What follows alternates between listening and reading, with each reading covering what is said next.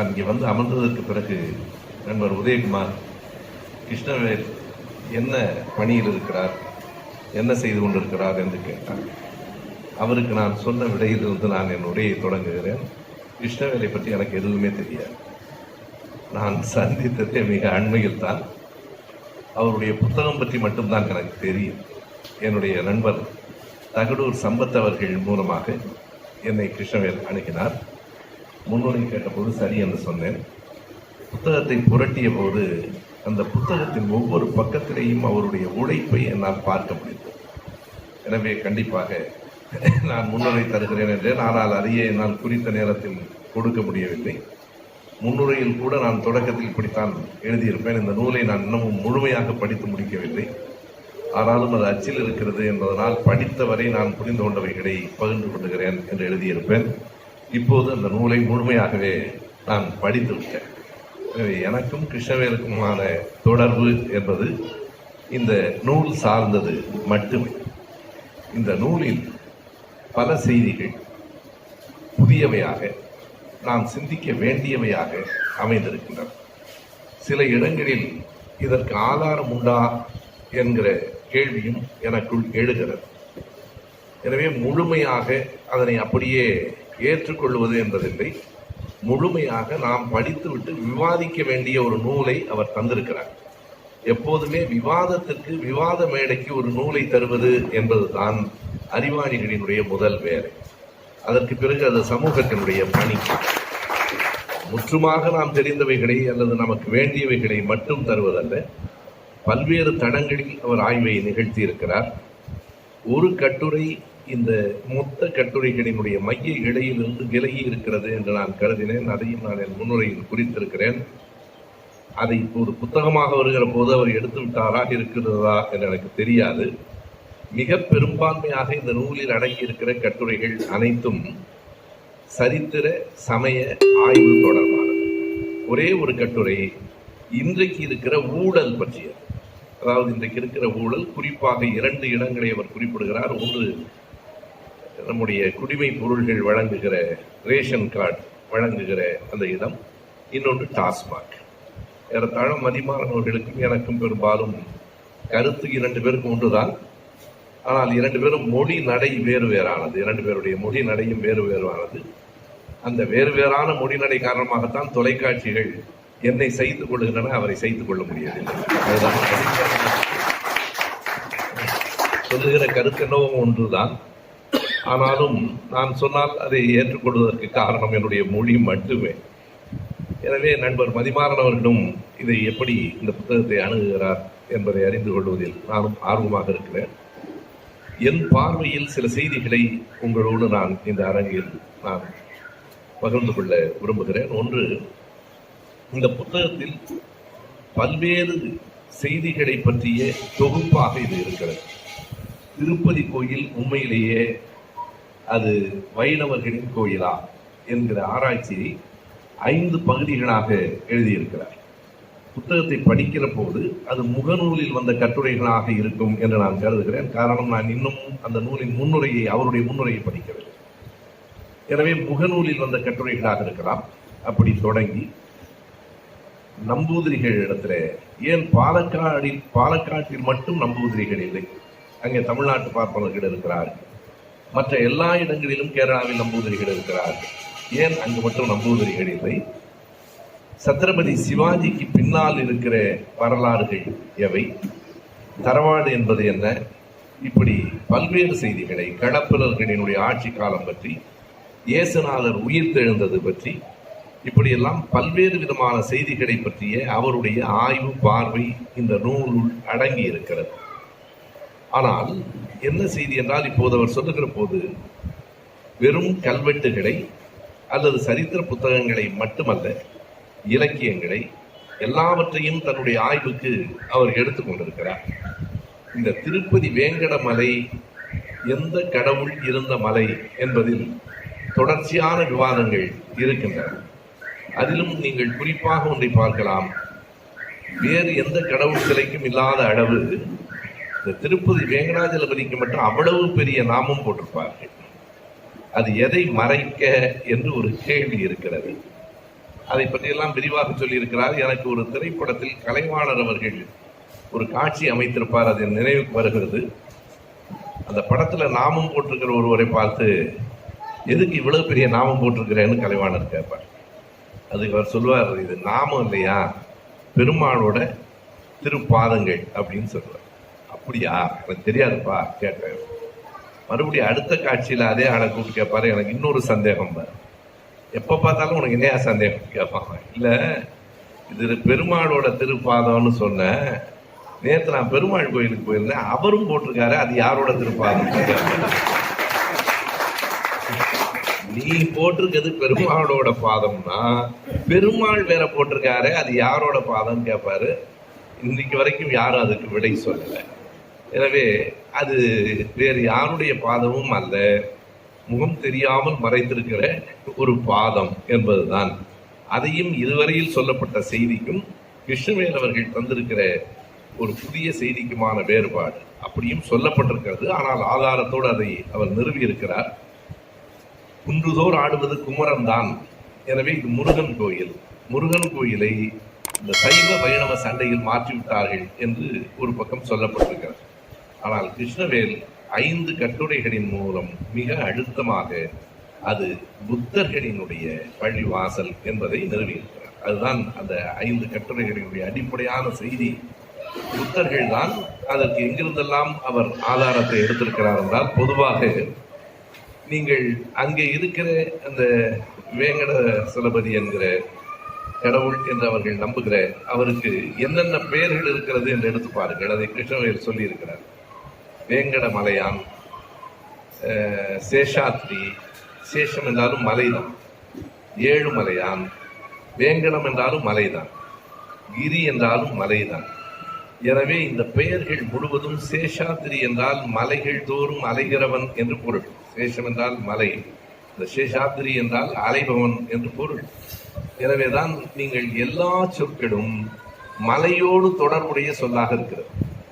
ஆனால் எந்த புராணத்தின் அடிப்படையிலும் வைணவ கடவுளான மகாவிஷ்ணுவுக்கும் மலைக்கும் எந்த தொடர்பும் இல்லை. நீங்கள் மகாவிஷ்ணு என்று இவர்கள் புராணத்தில் சொல்லுகிற எல்லாம் கடலோடு தொடர்புடையது.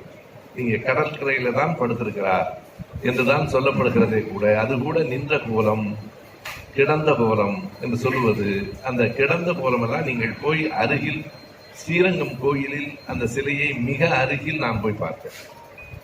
ஒரு எங்களுடைய திராவிட இயக்க தமிழர் பேரவை கூட்டத்தை முடித்துவிட்டு அது ஸ்ரீரங்கம் கோயில் வாசலிலேயே நடந்தது. நான் இந்த கோயில் பார்த்ததே இல்லையே, பார்க்கலாம் என்று அழைத்துக் கொண்டு போனார்கள். இதே கருப்பு சட்டையோடு உள்ளே போன போது ஏதாவது சிக்கலாக வந்தாலும் வருமோ என்று கருதினேன். ஆனால் அங்கே என்ன நடந்தது என்றால், அந்த வரிசையில் நின்ற பக்தர்கள் எல்லோருமே ரொம்ப அன்பாக வணக்கம் சொன்னார்கள்.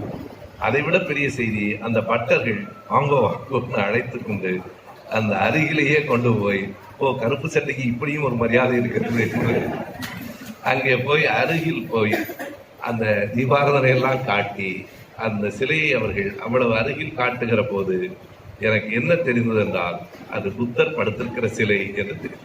அதுதான் உண்மை.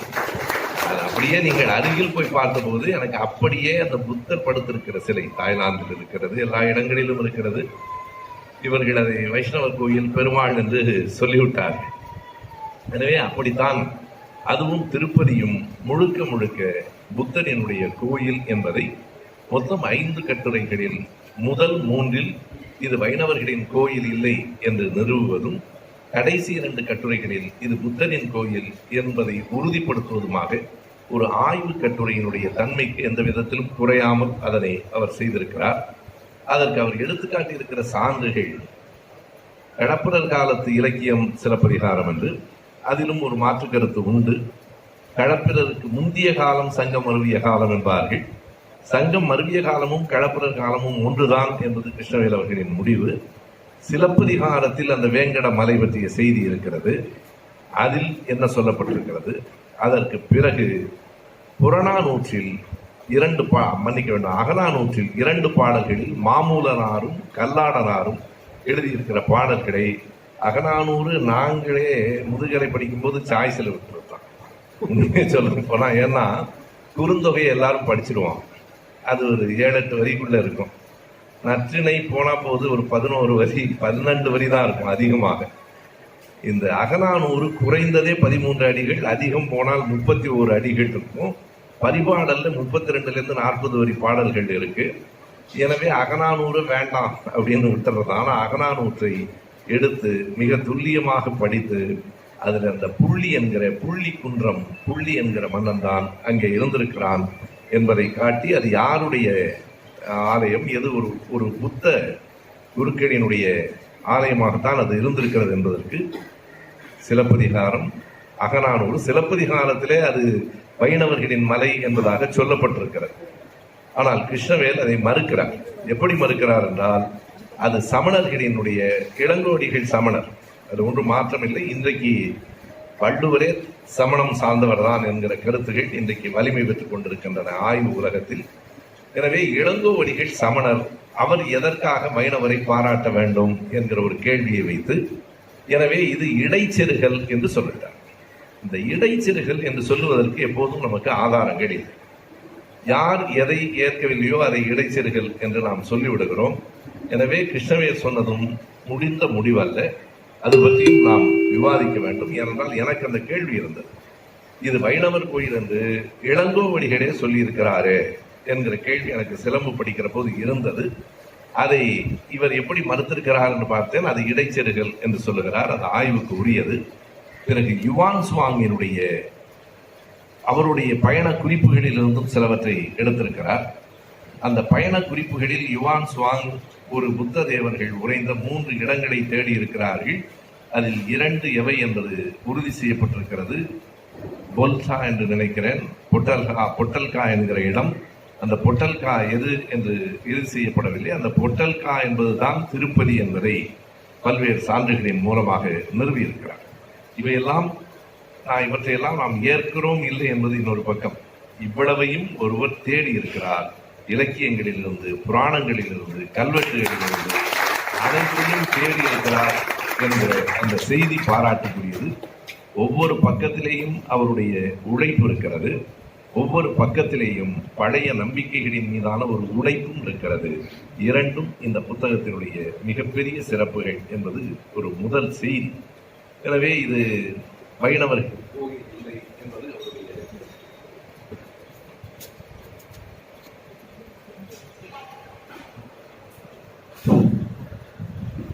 என்பது அவருடைய 5 பகுதிகளாக வந்திருக்கிற முதல் கட்டுரையின் தொகுப்பு. மற்ற கட்டுரைகள் எல்லாவற்றையும் நான் விவரித்து சொல்லிக் கொண்டிருக்க வேண்டியதில்லை. நுட்பமான சில செய்திகளை மட்டும் நான் கூறுகிறேன்.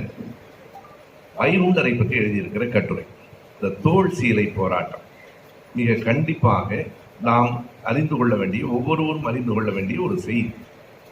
அந்த தோல் சீலை போராட்டம் என்பதும் வைக்கம் போராட்டம் என்பதும் எங்கே நடக்கிறது என்றால் திருவிதாங்கூர் சமஸ்தானத்திலே நடக்கிறது. திருவிதாங்கூர் சமஸ்தானம் தான் கேரளாவின் ஒரு பகுதி.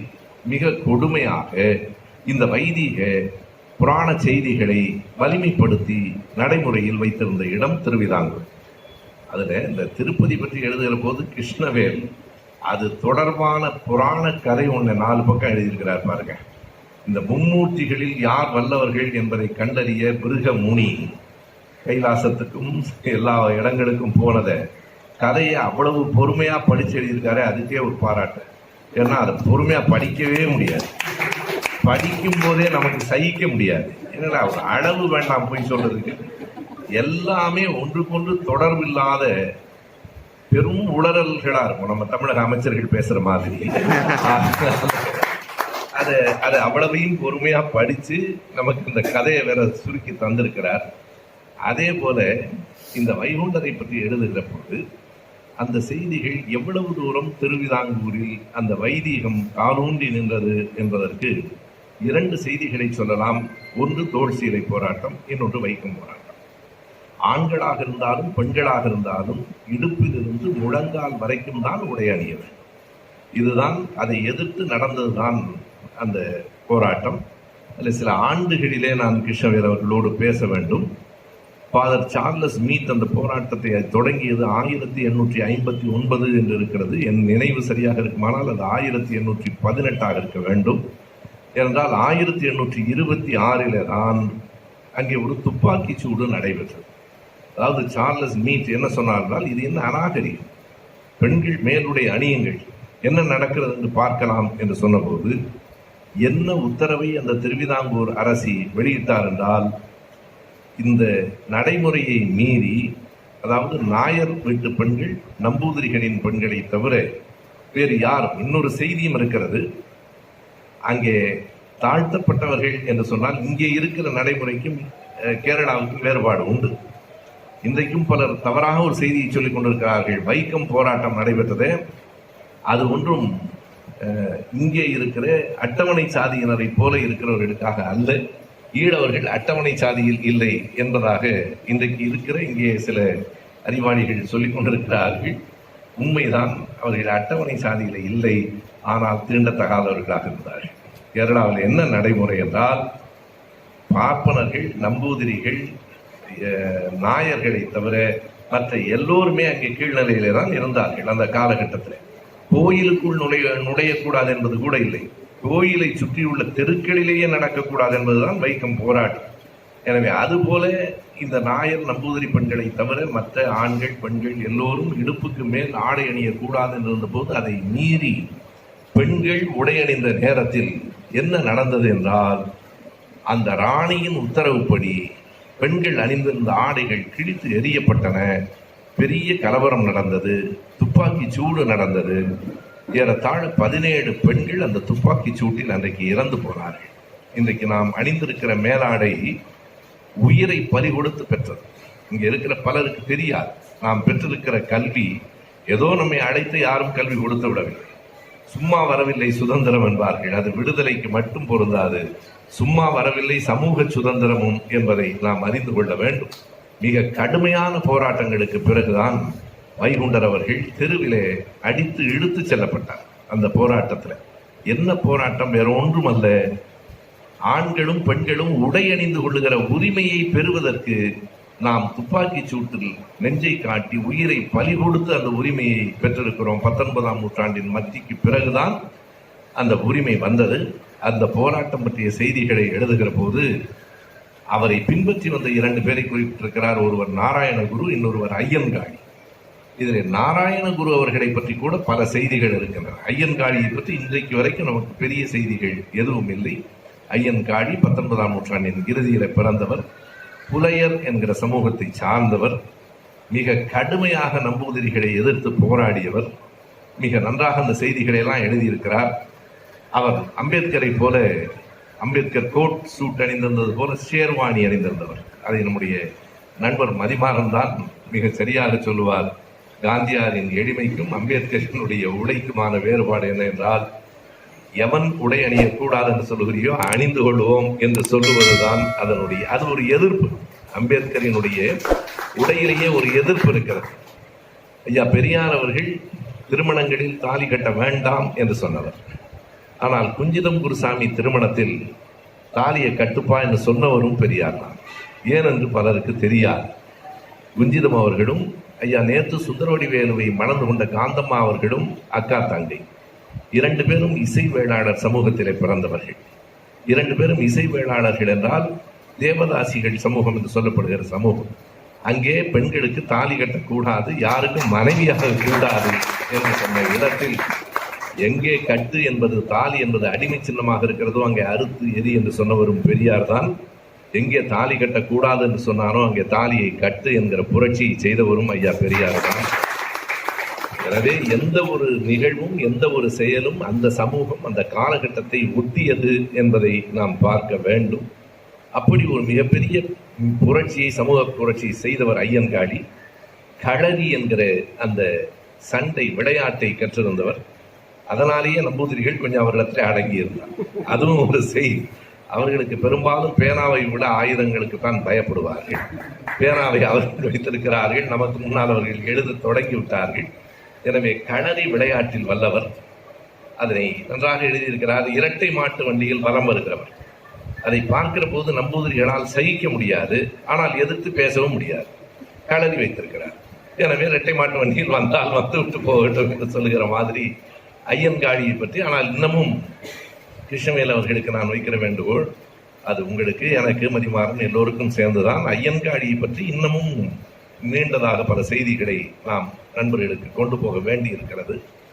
எல்லாவற்றையும் தாண்டி அந்த கட்டுரையில் நுட்பமான செய்தி எது என்று கேட்டால், யாரை எதிர்த்து, எந்த புரோகிதர்களை எதிர்த்து வைகுண்டர் அந்த போராட்டத்தில் இறங்கினாரோ இன்றைக்கு அவர் கடவுளாக்கப்பட்டு புரோகிதர்களை வைத்து அங்கு வழிபாடு நடக்கிறது.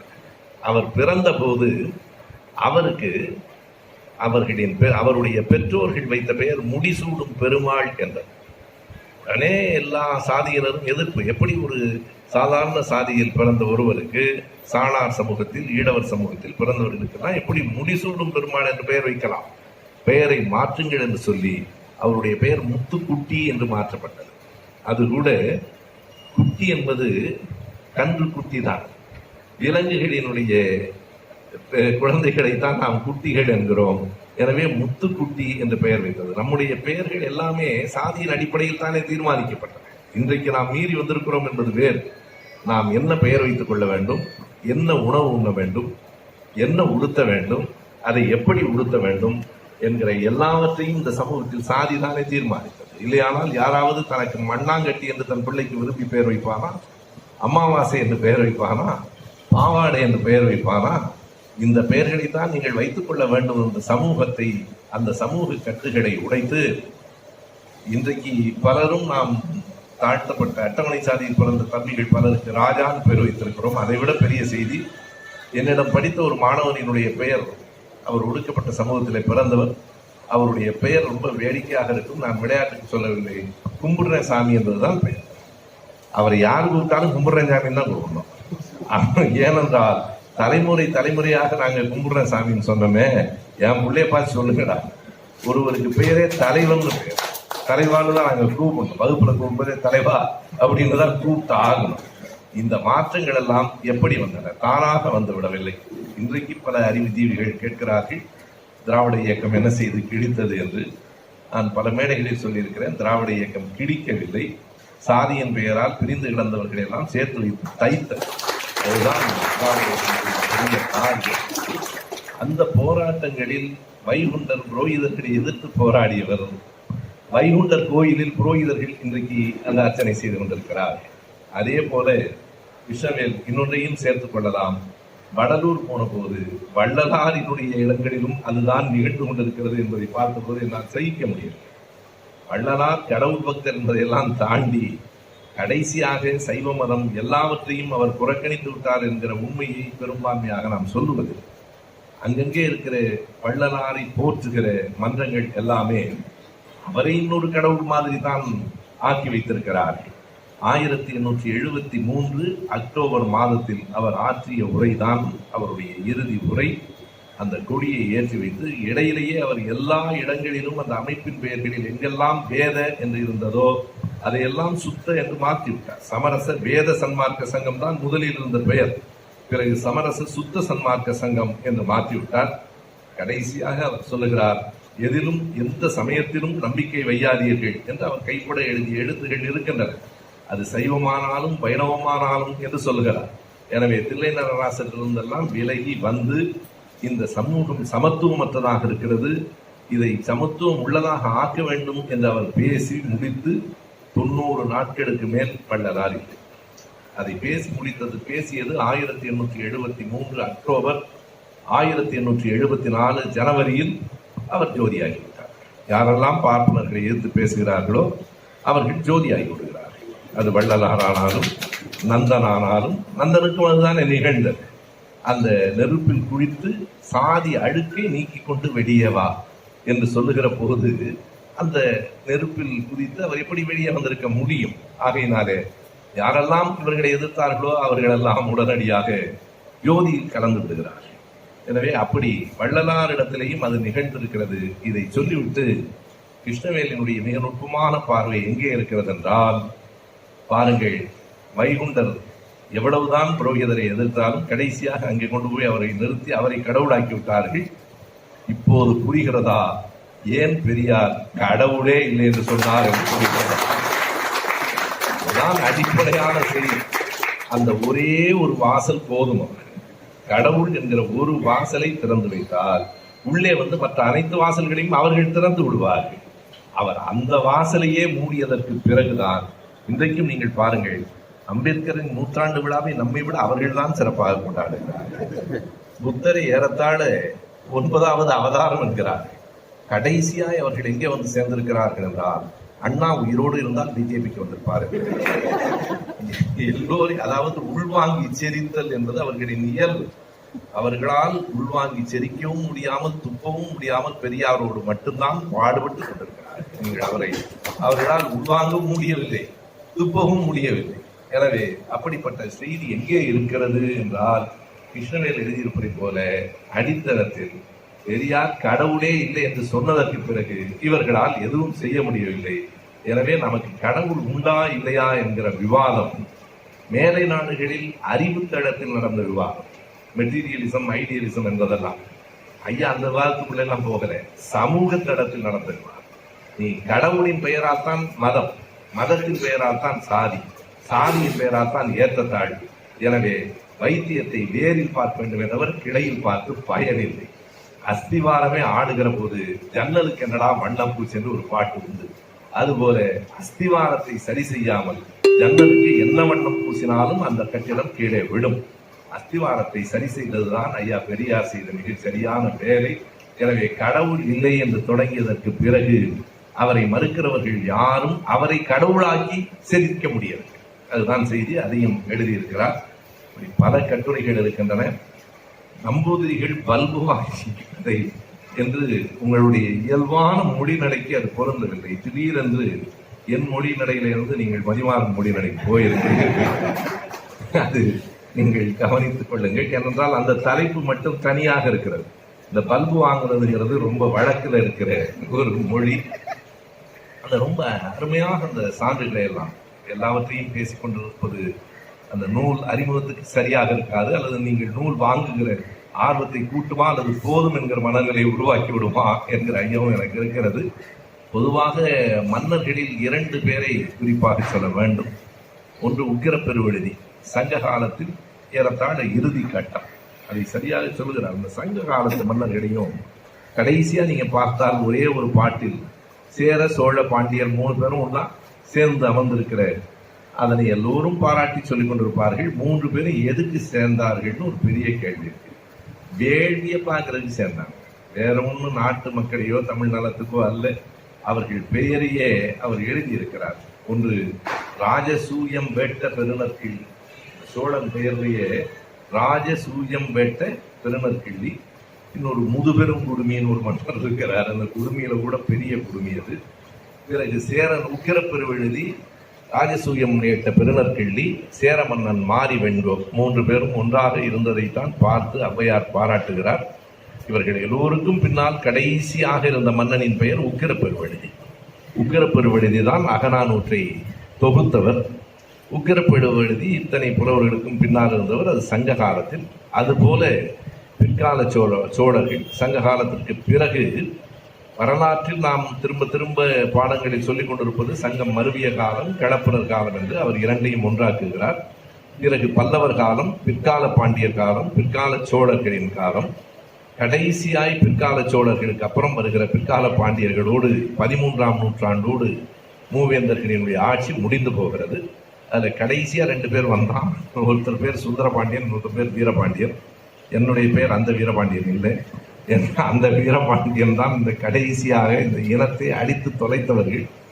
அவர்கள் 2 பேருக்கும் உலகத்தில் இல்லாத ஒரு போட்டி வந்தது. தட ராமாயண கதை தான் அது. யாருக்கு வாரிசு, அடுத்த ஆட்சி உரிமை யாருக்கு? முதல் மனைவிக்கு முன்னால் 2வது மனைவிக்கு குழந்தை முதல்ல பிறந்துருச்சு. அதுதான் பிரச்சனை. இப்ப என்ன கேள்வி என்றால், ஆட்சி மூத்தவனுக்கா மூத்தவனின் மகனுக்கா? மூத்தவன் யாருன்னா 2வது மனைவியோட பையன் தான் மூத்தவன்.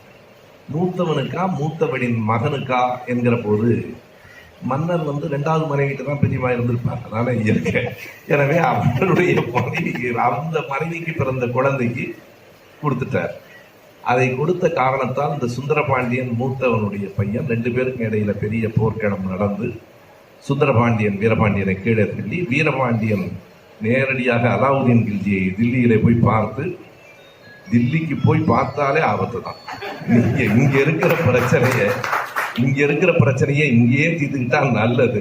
அலாவுதீன் கில்ஜி இடத்துல போய் அலாவுதீன் கில்ஜி மாலிக் காபூரை அனுப்பி வைத்து 1310 முழுக்க மூவேந்தர் ஆட்சி முடிந்து 1362 வரை 52 ஆண்டுகள் முஸ்லிம்களினுடைய இஸ்லாமியர்கள் ஆட்சி, மாலிக் காபூர் வேறு வேறு சுல்தான்களின் ஆட்சி நடைபெற்றது.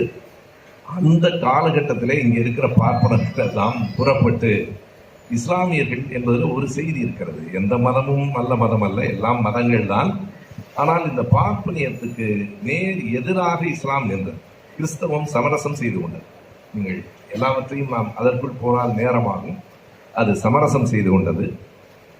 இஸ்லாம் நீங்கள் பார்த்தால் நேர் எதிராக இருந்தது. நீங்கள் நாம் இடதிலிருந்து வலது எழுதினால் அரபு வலது மொழியிலிருந்து இடது பக்கம் எழுதுறாங்க. இவன் இங்கெல்லாம் நம்ம எடுத்துட்டு மேலே முடி வச்சா மேலெல்லாம் எடுத்துட்டு கீழே தாடி வச்சிருக்கிறான்.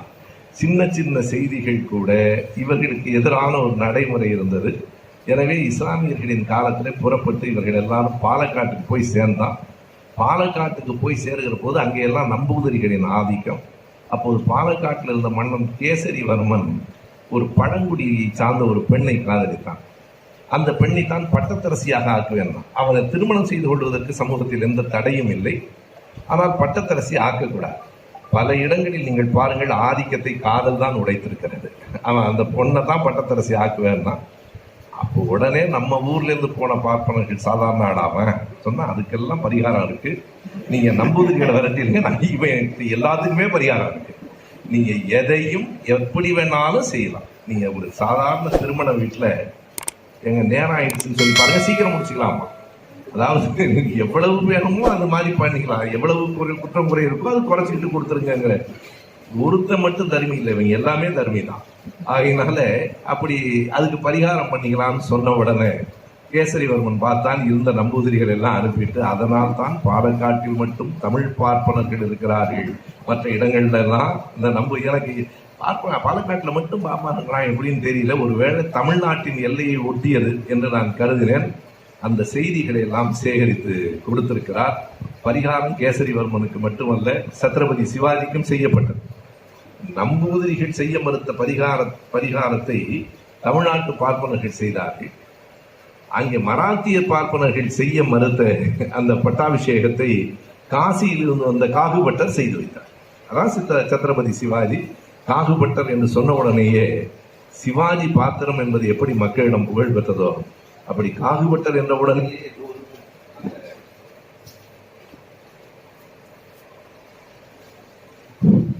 அந்த பாத்திரம் நினைவுக்கு வரும். காரணம், அந்த பாத்திரத்தில் அறிஞர் அண்ணா அவர்கள் நடித்தார். இங்க இருக்கிற ராமதாசன் தான் இவர்களின் குரு.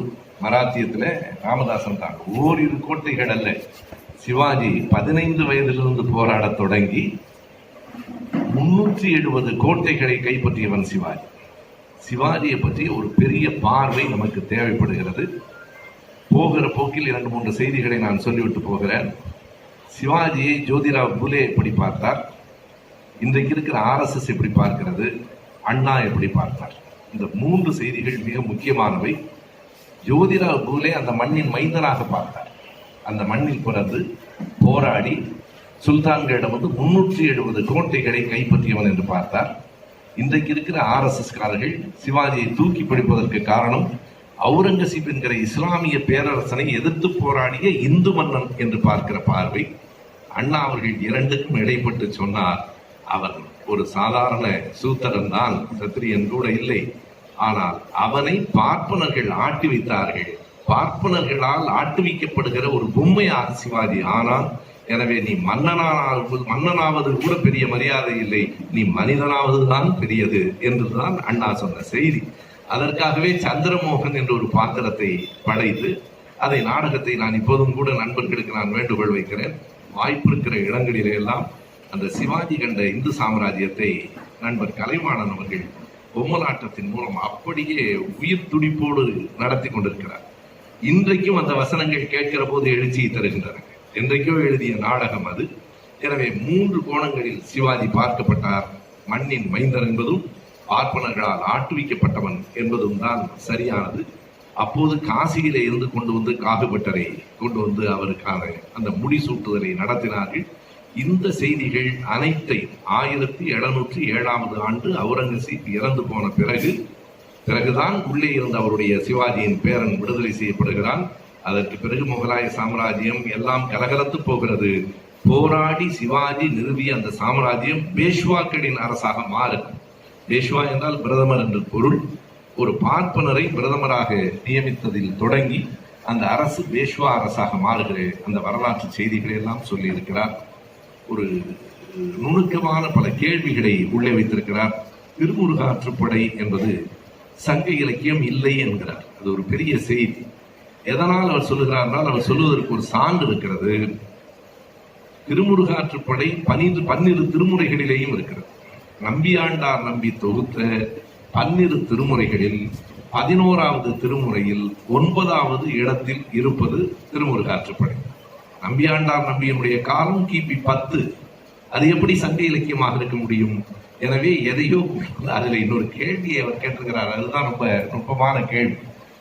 10 பாட்டிலிருந்து, அதாவது திருமுருகாற்றுப்படையை 10ஆம் நூற்றாண்டிலிருந்து சங்க இலக்கிய 10 பாட்டுல கொண்டு போய் உவேசா வச்சிருக்கிறாருன்னா, அப்போ 10 பாட்டுல இருந்து எந்த இலக்கியத்தை எடுத்தாருன்னு அவருக்கு தானே தெரியும்.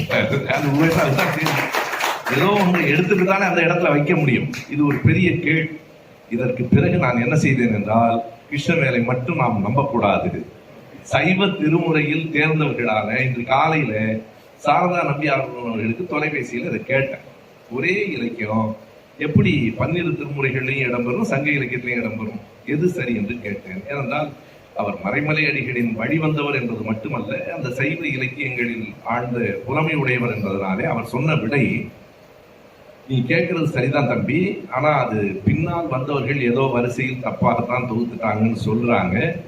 நம்பியாண்டார் 12 திருமுறைகளையுமே நம்பியாண்டார் நம்பி தொகுக்கல, 7 திருமுறைகள் தான் அவர் தொகுத்தார்.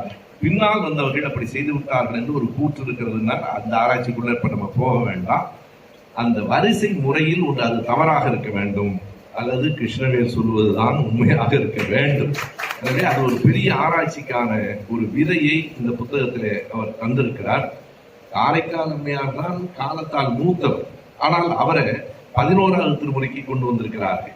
இவையெல்லாம் நாம் என்ன செய்கிறோம் என்றால், பெரும்பாலும் சமய இலக்கியங்களை நம்மில் பலர் படிப்பதில்லை. அவற்றையும் படித்தால்தான், ஆனாலும் அவரளவு பொறுமையா முழு புராணத்தையும் படிக்க முடியாது, படிக்க வேண்டாம். இருந்தால் இது போன்ற திருமுறைகளில இருக்கிற செய்திகளையும் நாம் உள்வாங்கி, திருமுருகாற்றுப்படையில இன்னொரு செய்தி உங்களுக்கு தெரிந்திருக்கும். தெய்வானை என்ற ஒரு பாத்திரமே கிடையாது, வள்ளிதான் கதாநாயகி. இந்த பயல் என்ன பண்ணிட்டானுங்கன்னா, திடீர்னு தெய்வானை என்ன ஒரு பாத்திரத்தை கொண்டு வந்துட்டு வள்ளி ஆசை நாயகின்றாங்க. நீங்கள் வேலன் என்கிற பாத்திரம், அதான் முருகன். வேலன் என்பது குறவர் வகுப்பை சார்ந்த பாத்திரம் என்றால், கதாநாயகி குரத்தி வகுப்பை சார்ந்த பாத்திரமாகத்தானே இருக்க முடியும். அதை எப்படி திருமாலுக்கு சொந்தக்காரி வந்து சேர முடியாது. எனவே இவர்கள் செய்திருக்கிற இந்த புரட்டுகளை எல்லாம் உடைக்க தொடங்கி இருக்கிற ஒரு சிற்றுளியாக நான் இந்த புத்தகத்தை பார்க்கிறேன். சிற்றுளிகளின் வேலைதான் வரலாற்றில் மிக முக்கியமானது. பொய் சித்திரங்களை உடைக்கிற சிற்றுளியை வாழ்த்தி வரவேற்று வாய்ப்புக்கு நன்றி கூறி விடைபெறுகிறேன்.